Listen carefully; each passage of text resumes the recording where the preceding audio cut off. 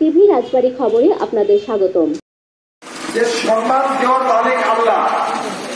আমি একবারে একটু অর্থনৈতিক চিন্তা করে নেই। আমার মরহুম বাবা কাজী হুদায়ুর হোসেন 1962 সাল এবং 1970 সালে তখন এমপি ছিলেন, এমপি এবং ছিলেন আর কি। আমি রাজনীতিতে ছিলাম না, আমি ব্যবসা বাণিজ্য করতাম, সমাজসেবামূলক কাজ করতাম। আল্লাহ পাক স্বয়ং এনে আমাকে এখানে দিয়েছে, এটা সবই কিন্তু আল্লাহ। এখন যে সম্মান আল্লাহ আমাকে দিয়েছেন, যে সম্মানের টুকু যে আমি, আমার দায়িত্ব তো অস্তিত্ব আছে সমাজের প্রতি।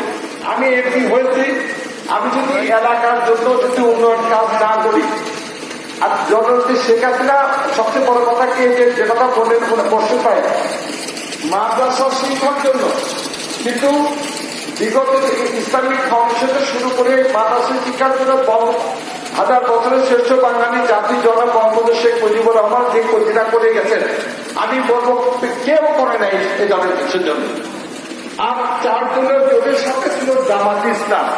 একটা মাদ্রাসায় বিল্ডিং যদি দেখাতে পারেন ওনারা যে আমার নির্বাচনী এলাকায় টোটাল এই 14টা ইসলামে একটা মাদ্রাসায় একটা বিল্ডিং করেছে।